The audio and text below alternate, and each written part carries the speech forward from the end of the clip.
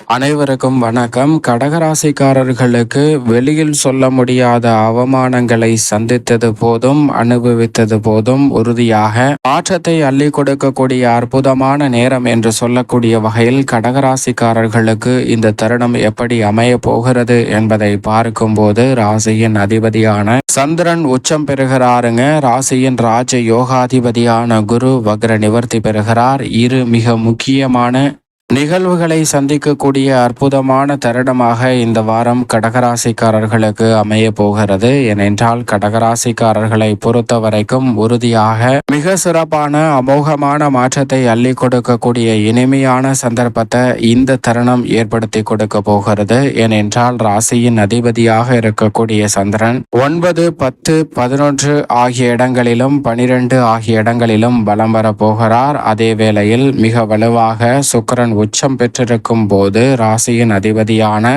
சந்திரனும் உச்சம் பெறுகிறாருங்க. லாபஸ்தானம் ஆகிய 11ஆம் இடத்தில் உச்சம் பெறக்கூடிய சந்திரன் மிக வலுவாக ராசியின் ராஜ யோகாதிபதியாக இருக்கக்கூடிய குருவுடனும் இணைந்து வலம் வருகிறார். எனவேதான் மிக சிறப்பான முறையில அபரிவிதமான மாற்றத்தை உறுதியாக சந்திப்பதற்கான முதன்மையான அதிர்ஷ்ட யோகம் மற்ற ராசிக்காரர்களை காட்டிலும் மிகவும் சிறப்பாக கடகராசிக்காரர்களுக்கு உண்டு. ஏனென்றால் இந்த வேளையில் ராசியின் உச்ச அதிபதியாக இருக்கக்கூடிய குருவும் வக்ர நிவர்த்தி பெறுகிறார். எனவே ராசியின் அதிபதியும் ராசியின் ராஜயோகாதிபதியான குருவும் ஒன்றிணையக்கூடிய இந்த வேளையில் குரு சந்திர யோகமானது அபரிவிதமாக கிடைக்கக்கூடிய ஒரு தருணமாக பார்க்கப்படுகிறது. அதிலும் லாபஸ்தானத்தில் குருவும் சந்திரனும் இணைந்திருப்பது மிக பெரிய அளவிலான அதிரடியான வளர்ச்சியையும் முன்னேற்ற வாய்ப்புகளையும் உறுதியாக அள்ளி கொடுப்பதற்கான முதன்மையான யோகத்தை இந்த தருணம் ஏற்படுத்துகிறது. எனவே கடகராசிக்காரர்கள் இந்த தருணத்தை தவற விட்டுவிட வேண்டாம். வெளியில் சொல்ல முடியாத அளவிற்கு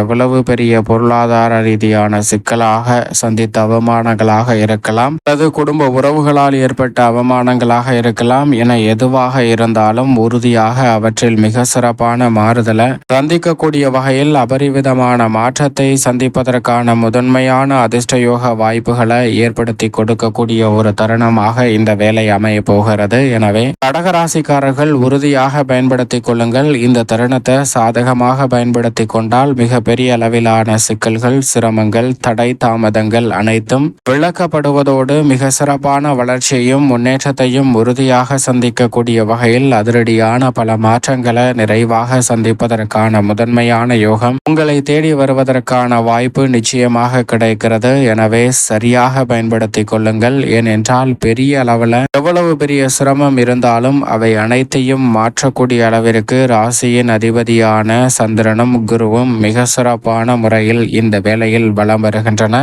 2 கிரகநிலைகளின் அமைப்பும் அமோகமான வளர்ச்சியை அள்ளி கொடுப்பதால் கடகராசிக்காரர்களுக்கு மிக பெரிய அளவிலான காரிய தடைகள், சிக்கல்கள் அனைத்தும் விலகுவதோடு முன்னேற்றத்திற்கு வழிவகை செய்யக்கூடிய வகையில் சிறப்பான நல்ல சந்தர்ப்பம் இந்த வேளையில் தடை தாமதம் இல்லாமல் உறுதியாக உங்களை தேடி வருகிறது. அது மட்டுமல்லாது அஷ்டமஸ்தானத்தை விட்டு விலகக்கூடிய இறுதி தருவாயில் ஆட்சி பலம் பெற்று சனி அமர்ந்திருக்கிறாருங்க. சனி மிக விரைவில் இன்னும் சில வாரங்களில் அஷ்டமஸ்தானத்தை விட்டு திருக்கணிதத்தின்படி விலகுகிறார். எனவே நீங்கள் நினைப்பதை காட்டிலும் உறுதியாக கடகராசிக்காரர்களுக்கு பெரிய அளவில் இருந்து வந்த பொருளாதார ரீதியான சிக்கல்கள், குறிப்பாக உத்தியோகம், தொழில் ரீதியாக வெளியில் சொல்ல முடியாத அவமானங்களை சந்தித்த சூழல் போன்ற அனைத்திலும் இருந்து மிக சிறப்பான நல்ல மாறுதலையும் வளர்ச்சியையும் உறுதியாக சந்திப்பதற்கான முதன்மையான அதிர்ஷ்ட யோக வாய்ப்புகள் நிச்சயமாக உங்களை தேடி வரப்போகிறது. எனவேதான் கடகராசிக்காரர்களுக்கு மிக அற்புதமான நல்ல வாய்ப்பையும் சந்தர்ப்பத்தையும் இந்த தருணத்தில் பயன்படுத்தி கொண்டால்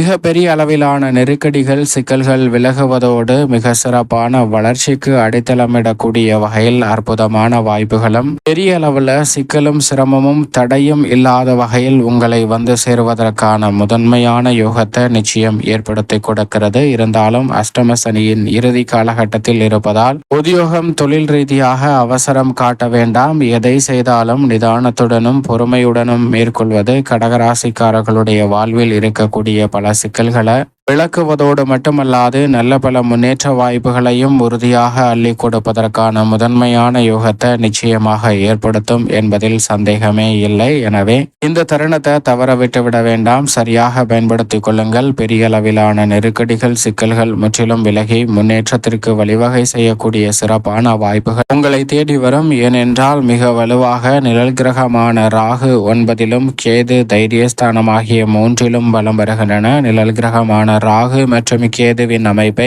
ஆராய்ந்து பார்க்கும் போது நிழல் கிரகமாக இருக்கக்கூடிய இந்த 2 கிரகநிலைகளும் உச்சபட்ச நன்மையையும் வளர்ச்சியையும் அள்ளி கொடுக்கக்கூடிய அமைப்பில் வலுவாக சஞ்சரிக்கின்றன. எனவே மிக பெரிய அளவில் இருக்கக்கூடிய காரிய தடைகள், தாமதங்கள் விலகுவதோடு முன்னேற்றத்திற்கு முட்டுக்கட்டை இடக்கூடிய காரிய தடைகள் விலகி புதிய வாய்ப்புகளும் சந்தர்ப்பங்களும் மிகவும் சிறப்பாக அமைவதற்கான நல்ல சந்தர்ப்பம் இந்த வேளையில் நிறைவாக கிடைக்க போகிறதுங்க.